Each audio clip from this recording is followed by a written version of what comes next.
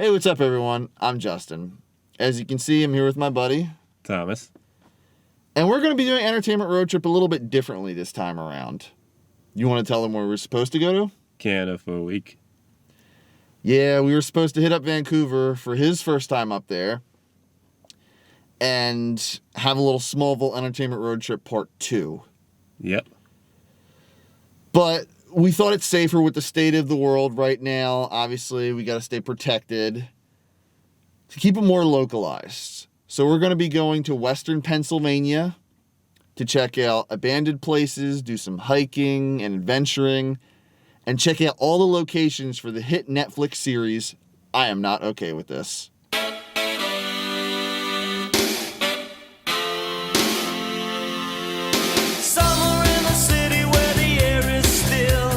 Baby being born to the overkill.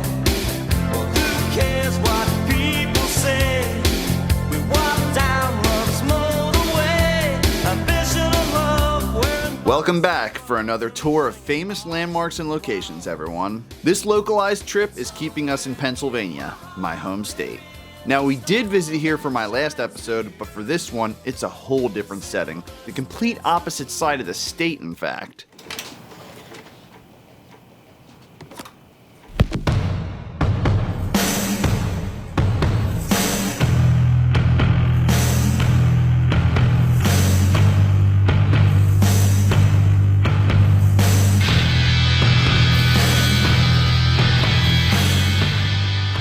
So, Netflix's I Am Not Okay With This, the story of a telekinetic teenager trying to find her place in this world. The show takes place in an antiquated town in western Pennsylvania called Brownsville, which is where we arrived for the first portion of this road trip.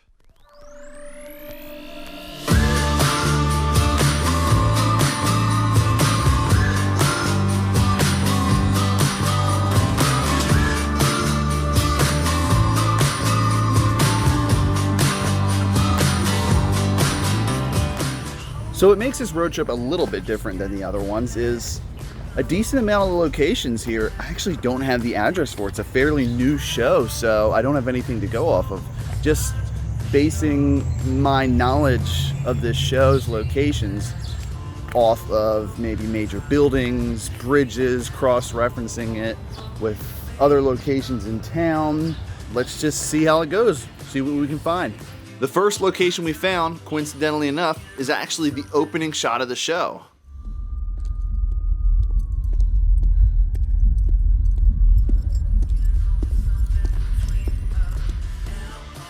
When High Street turns into Market Street, it's hard to miss this little spot.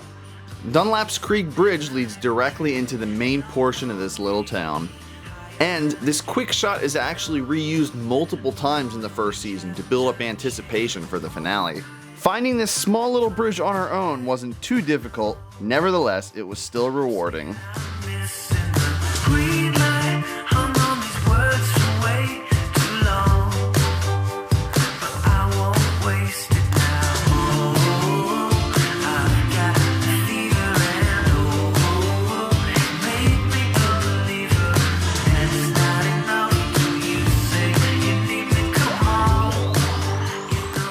Looking around this town, it looks like about 2/3 of these buildings aren't even occupied anymore.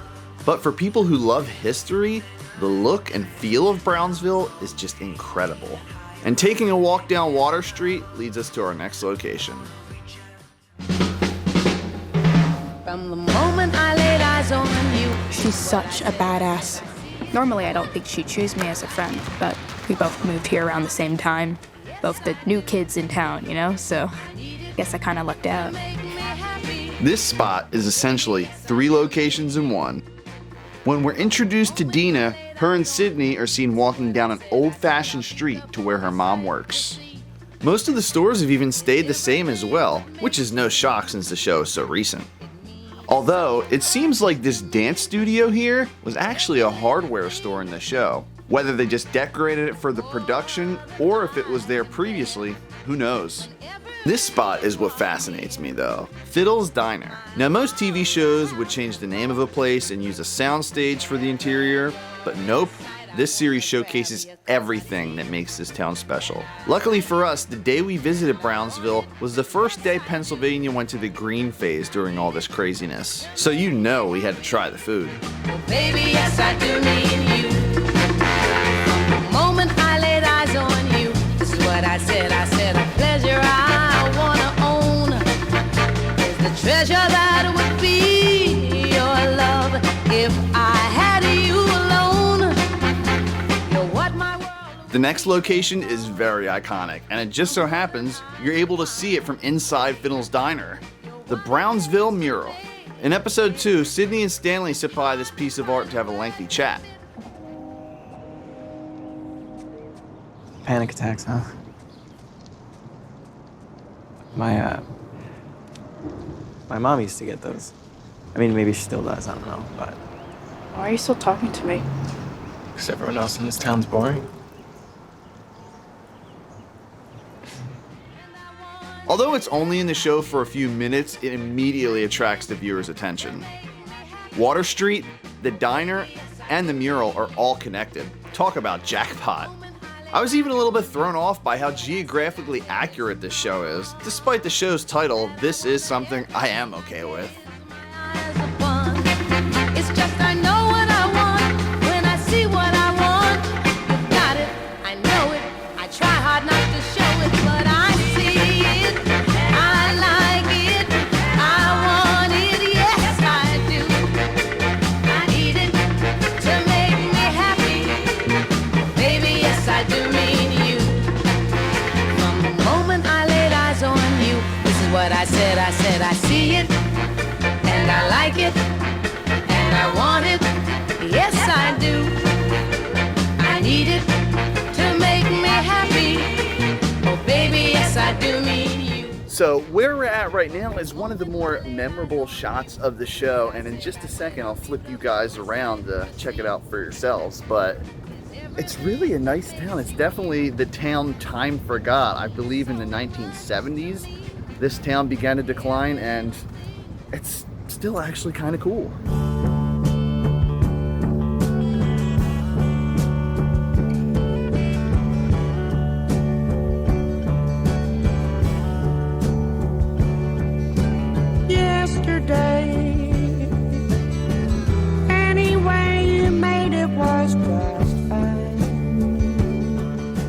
We're here on the Brownsville Bridge, which is also featured in multiple episodes, but the first in the season is where we're introduced. This bridge is sitting over the Monongahela River, and it gives you a fantastic view of the entire town. Now you might notice that fire tower in the background. It's a pretty important focus of the show, but sorry to disappoint everyone, it's actually CGI, despite multiple scenes being shown here. There is actual fire towers though in multiple parts of Pennsylvania, if you guys are curious. Left East fires, show you that you're breaking up the line. Leaving all your dreams too far behind. Didn't you see?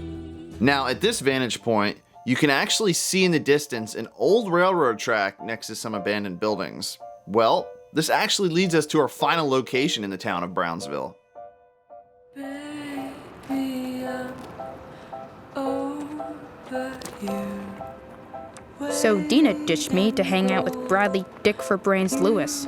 My dear, Wear a stupid jacket, like some gross couple from the 50s. And I need to still find a way to buy some fucking groceries and get them fucking home.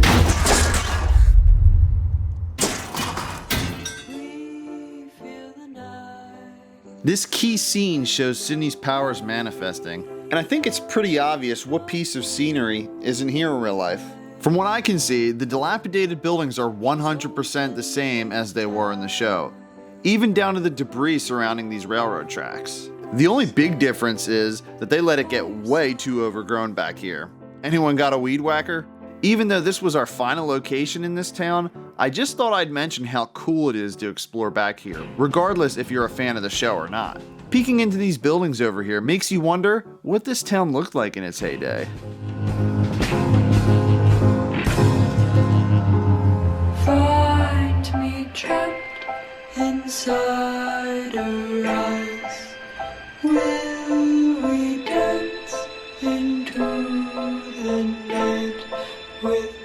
As we depart Brownsville, we travel to our next group of locations. Keep in mind, I only had one address originally in my planner for this town, but surprisingly, my eagle-eyed self found some more locations. So the one location that I had a little bit of trouble finding is Sydney's actual house. There's a few episodes where they show the exterior, her and her little brother walking across the lawn, and it's not in Brownsville. That's why I had such a tough time finding it.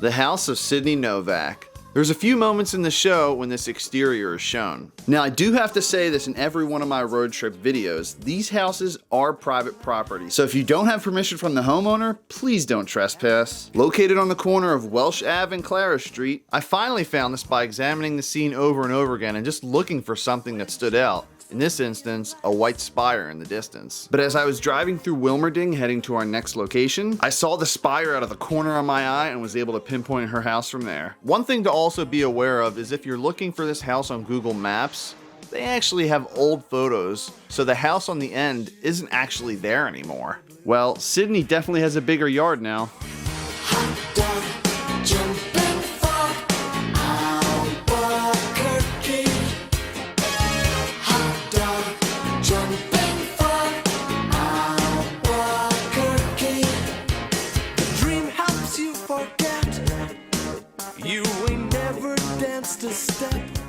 But now let's get to the main reason we came into town. The Westinghouse Arts Academy Charter School. Another year, another chance to call you on the phone and thinking, dear, it comes and goes in waves when I'm alone. This retro looking school is where all of our characters you know and love come to gather for their education. The exterior looks like no other school I've seen before.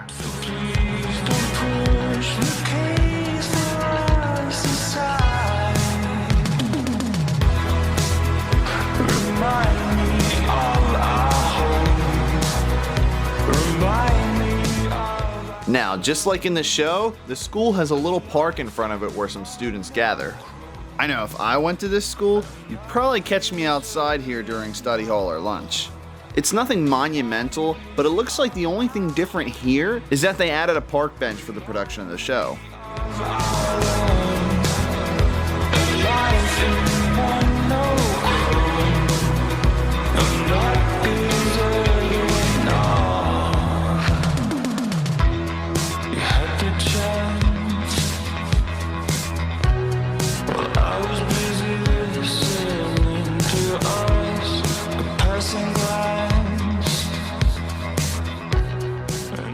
So this next location is going to be Stanley's house, and it took a little bit of homework, not as much as Sydney's house, but there is a giant bridge in the show right next to his house, so it made it sort of easy. It's got to be one side or the other, right?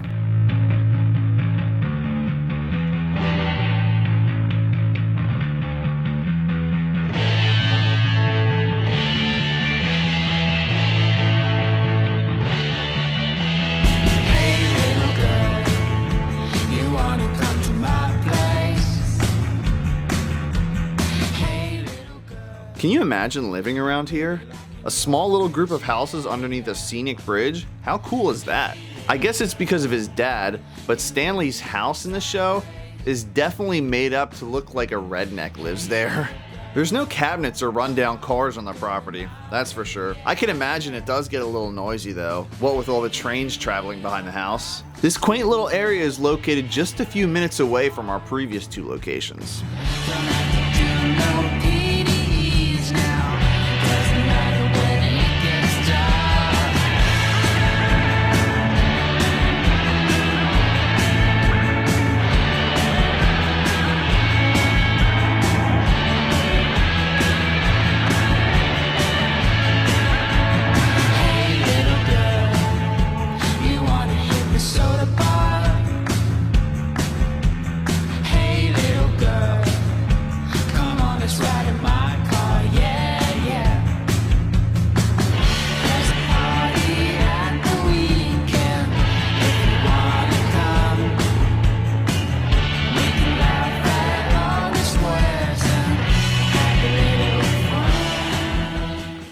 Obviously, I didn't hunt down every single location. The football stadium, Brad's house, maybe someone out there will find those obscure locations. But there's still a few others that I did find. Multiple scenes saw our characters visit this old-timey convenience store, J&K Plus. You have to travel a little bit for this one, but it's right on the outskirts of the beautiful city of Pittsburgh. I won't take all that they hand me down. And make out I smile, though I will frown. 'Cause I'm not gonna take it all lying down. 'Cause once I get started. Sydney displays a ridiculous amount of power in this scene, and it shocks the hell out of her.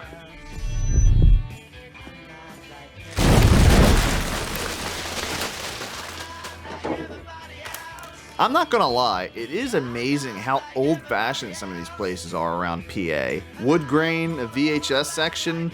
For a second, you gotta stop and wonder if you just stepped back in time. Like everybody else, and I will say that I feel fine like everybody else. 'Cause I'm not like everybody else. I'm not like everybody else. But darling, you know that I love you true. Now, for safety reasons, we didn't think it seemed fit to go inside our next set of locations.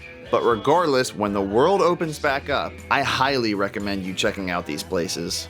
But hey, no harm can come from checking out the exteriors, right?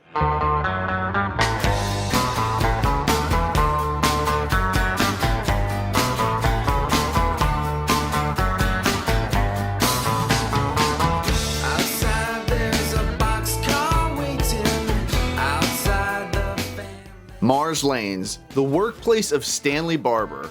The outside is unique in its own, and fittingly enough, it's located in Mars, Pennsylvania. Now, I've cross-referenced it with current pictures online and whatnot. Only the inside of this place is what's shown in the series, but it depicts it perfectly. A retro bowling alley with a kick-ass color scheme and manual scorekeeping. I'm kind of bummed I didn't get to go in to experience this, but hey, better safe than sorry. It's also worth noting that the film Kingpin used this alley's interior.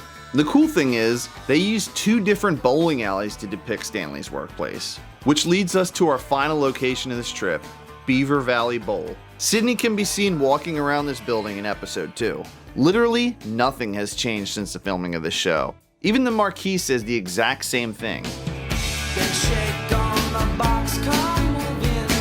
Big shake to the land that's falling down. Is a wind makes a palm stop blowing. A big, big storm falling, break my crown. There's a wait so long. You never wait so long. The area this bowling alley is in is really cool though.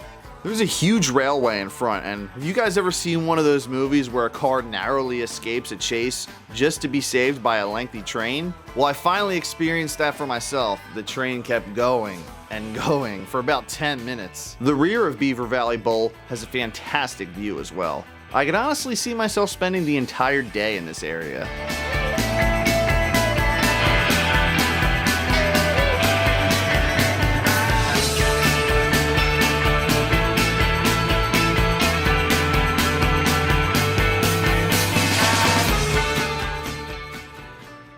This road trip was special to me because regardless of how the state of the world is, it shows us that the great outdoors will always be there.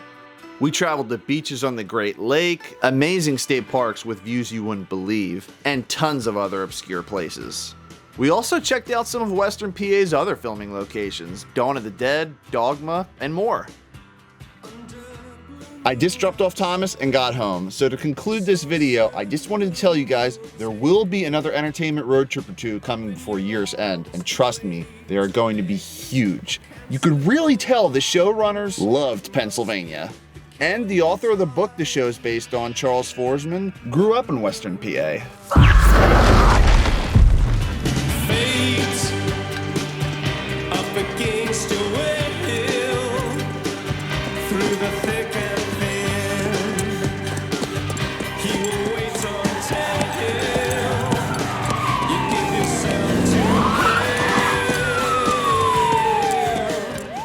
An unfortunate thing to add on, but due to the state of everything going on in the world right now, Netflix decided to cancel this show.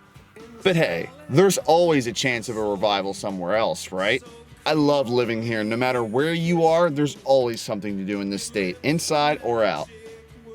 Entertainment road trip number 3 is over, and hopefully, as the world starts to recover, it'll make our next trip a little easier. Will come too soon. Fate up against your will.